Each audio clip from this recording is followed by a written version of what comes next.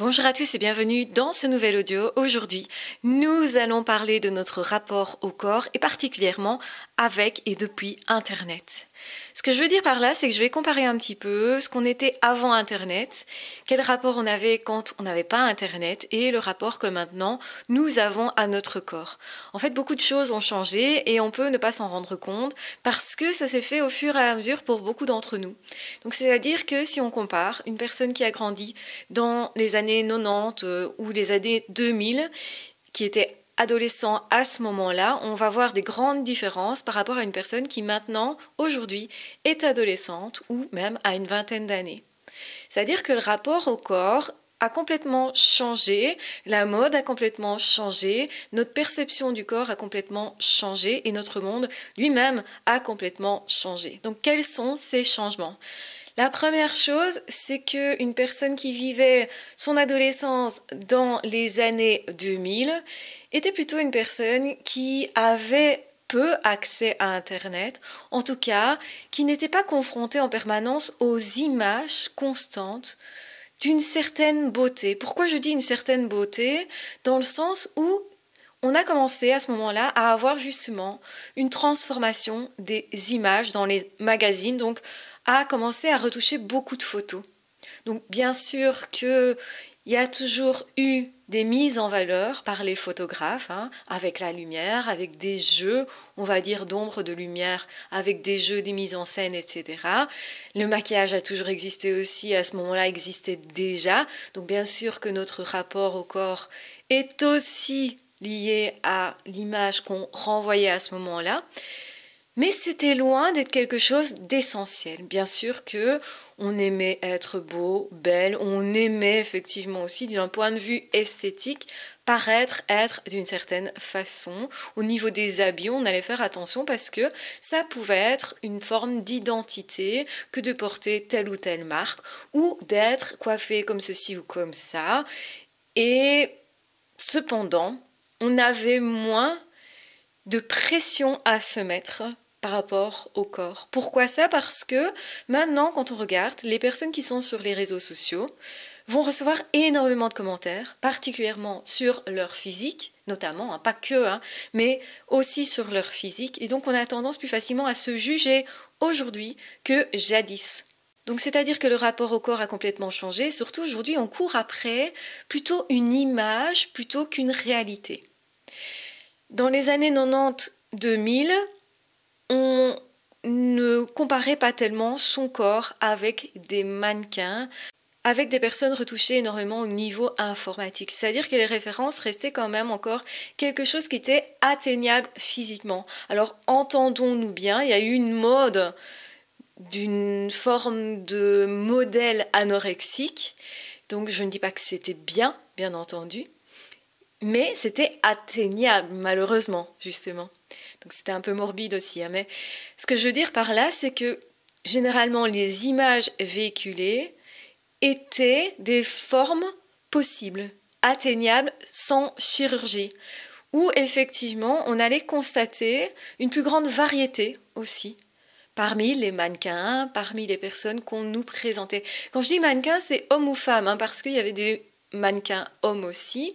On était aussi dans une période où on regardait beaucoup plus la télévision, donc c'est-à-dire les séries. Et dans les séries, les personnes apparaissaient souvent de façon beaucoup plus naturelle. Donc on n'était pas dans cette recherche esthétique peut-être un peu excessive où on retouche avec bistouri, clairement, donc le corps des personnes, hommes ou femmes. On était moins là-dedans et plus à rechercher le contact, l'authenticité, l'humour, la liberté aussi. On prenait beaucoup plus la liberté des individus. Bon, maintenant on en voit un peu plus les dérives puisque certains vont dire maintenant on est devenu trop individualiste. À ce moment-là, on associait le fait d'être individualisé avec la liberté. Donc on associait ces deux choses-là, je suis libre de faire ce que je veux. Il y avait une autre forme, en tout cas, d'approche par rapport au corps et par rapport, du coup, aux autres. Parce que n'oublions pas non plus que notre corps est quand même une première porte d'entrée relationnelle. Donc c'est comme ça qu'on se présente aux autres et donc on entre en relation. C'est ça que je veux dire. Et donc, c'est important d'une certaine manière. Je pense sincèrement qu'on était beaucoup plus naturel en 90 et en 2000 que actuellement, beaucoup moins influencé du coup par des images qui ne sont même pas atteignables. Donc aujourd'hui, on va voir une certaine souffrance des personnes adolescentes ou jeunes personnes dans la vingtaine peut-être, qui vont essayer en fait de s'identifier à des images qui ne sont pas possibles à atteindre. Donc c'est-à-dire que physiquement, on peut vous montrer des personnes qui sont tellement modifiées physiquement que le commun des mortels, en tout cas, ne pourra pas atteindre cette image-là. Et pire, on va même chercher des choses qui ne sont pas accessibles, c'est ça que je veux dire. Parce que finalement, peut-être que dans les années 2000, on allait chercher à maigrir ou à grossir ou à être un peu plus grande, etc., en portant des talonnettes pour les hommes, des talons pour les dames. Enfin, bref, on allait se changer peut-être la couleur des cheveux, etc., pour essayer de ressembler à un standard, mais ça restait possible. La transformation n'était en tout cas pas traumatisante pour le corps. Actuellement, quand on voit les implants, etc., que certains se font mettre pour avoir des muscles, pour avoir des fesses, pour avoir des formes, ou même au point de se casser les os et des choses comme ça, on est quand même dans quelque chose qui est beaucoup plus traumatisant pour le corps. Jadis, on prenait davantage comme idéal le naturel, pour exemple. Donc, c'est-à-dire qu'on pouvait se maquiller, mais pourvu que ça fasse naturel ou que ça fasse original, artistique aussi, ou libre, justement. Donc, il y avait différents courants, bien entendu. Et actuellement, on est plutôt dans une recherche de perfection parce que l'ordinateur nous propose des visages, on va dire, quasi parfaits, qui sont calculés presque avec des algorithmes. On baigne aussi dans un univers où finalement on reconstruit l'être humain dans les jeux vidéo, dans des imageries qui sont hyper réalistes et qui pourraient nous donner l'illusion que finalement, quand on n'est pas symétrique, nous, dans notre corps, parce que notre visage n'est jamais, en fait, symétrique chez personne, eh bien, on pourrait tout à fait chercher quelque chose qui n'existe pas. Et c'est ça un petit peu le danger actuellement.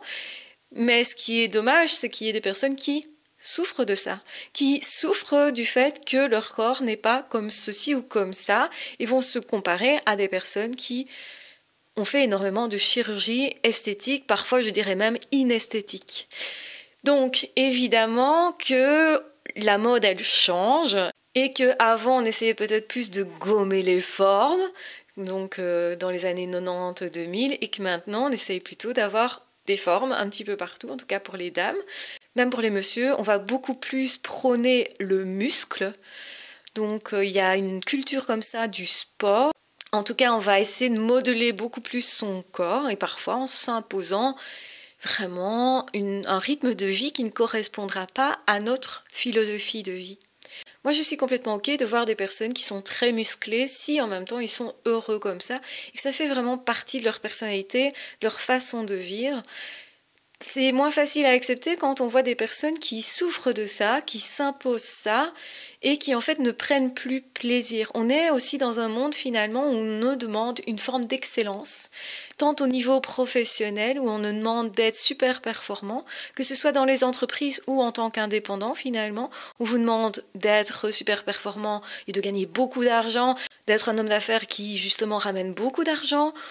On a oublié le simple un peu et on est aussi face à des plus jeunes personnes qui cherchent surtout célébrité en croyant que c'est égal au bonheur, que ce qu'il faut c'est avoir beaucoup de personnes qui vous suivent sur les réseaux sociaux et du coup le risque c'est de courir toujours derrière un nombre alors qu'en fait c'est pas ça qui fait votre bonheur, ni votre richesse, ni même qui fait que votre business fonctionne. Donc on peut se perdre comme ça dans des courses que je nommerais comme étant plutôt des courses d'apparence, en fait.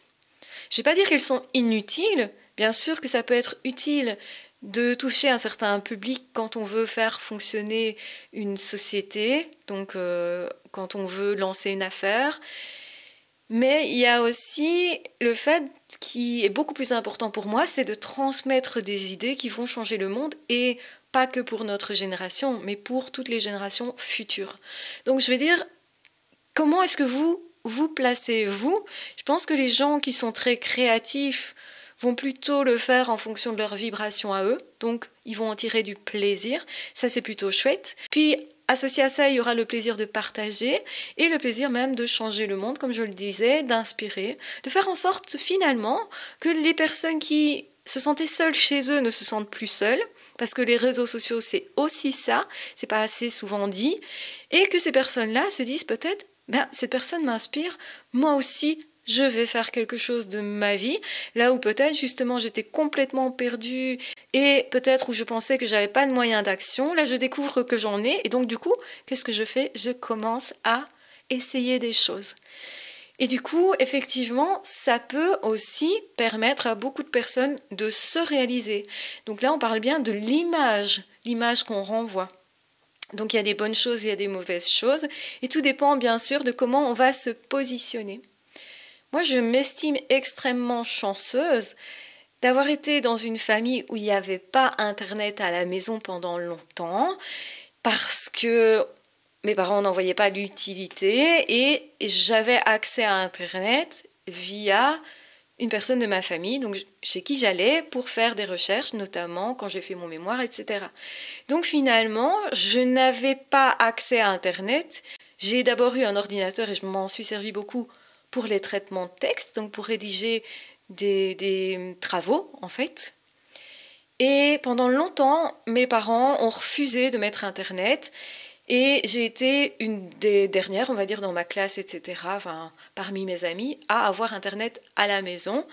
Et finalement, je m'en estime heureuse. Alors c'était frustrant à cette époque-là parce que, aller prendre un bus pour aller chercher en bibliothèque tel ou tel renseignement, enfin, ça me prenait du temps. Faut dire ce qui est, c'était pas très pratique.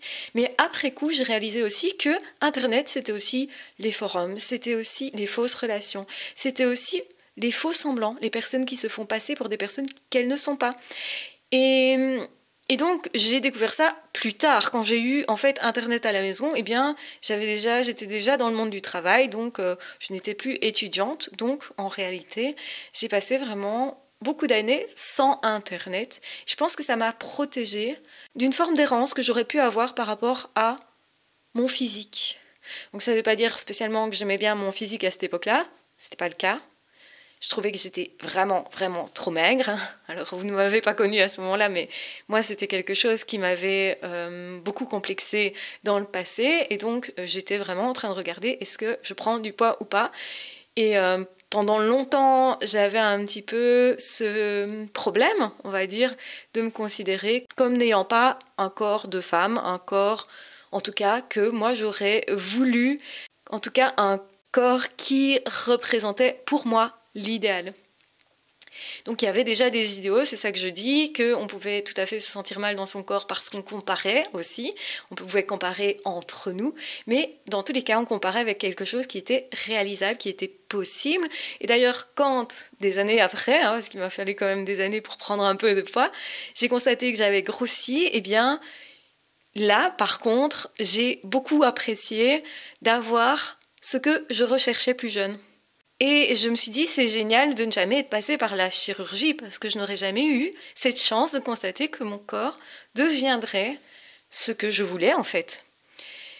Et effectivement, le problème aujourd'hui et la souffrance que je vois aujourd'hui chez beaucoup de jeunes, c'est de se comparer à des choses qu'ils n'auront jamais et qui ne vivront pas du coup cette satisfaction d'atteindre leur objectif. Évidemment, parfois c'est pas hyper volontaire parce que quand j'ai pris du poids, eh bien, je m'en suis d'abord pas aperçue et j'ai constaté seulement après coup que enfin j'avais ce que je voulais. Mais c'était vraiment de l'ordre de la joie. J'ai beaucoup ressenti de la joie et j'ai eu beaucoup de reconnaissance en fait pour ce corps. Et je me suis dit c'est génial parce qu'il fonctionne vraiment d'une façon remarquable. Et j'ai encore plus aimé tout ce qui est naturel. Et encore aujourd'hui, j'adore ce qui est naturel. Ça ne m'empêche pas de me maquiller un peu.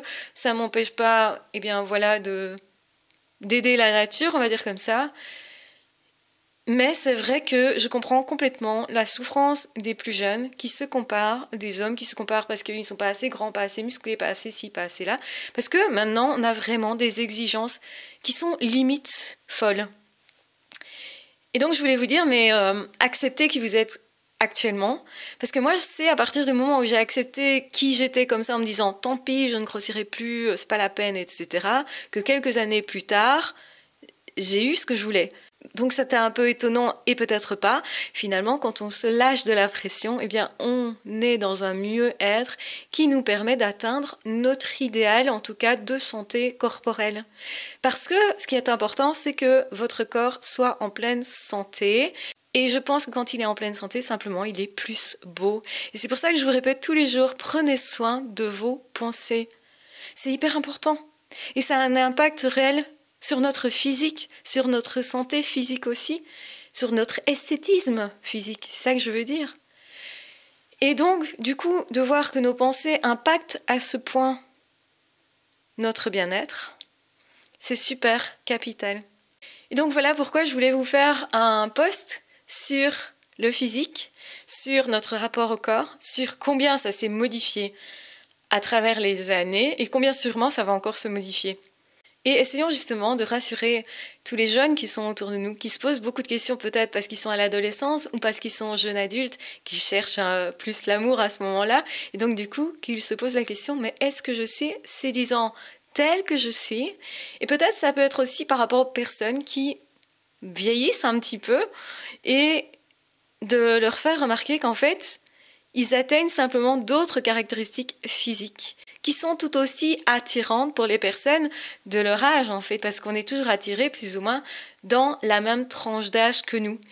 Et donc, il n'y a aucun problème ni à vieillir, ni à ne pas passer son temps devant un miroir, ni d'y passer beaucoup de temps d'ailleurs, tant que justement, l'important, c'est qu'on puisse s'accepter comme on est, en se respectant beaucoup, en s'envoyant beaucoup d'amour, et en se disant que quoi qu'il arrive, on pourrait tout à fait se trouver pas beau ou pas belle un jour, prendre une photo ce jour-là, et quelques mois après, voire quelques années après, se dire « Waouh, comme j'étais belle ou beau ».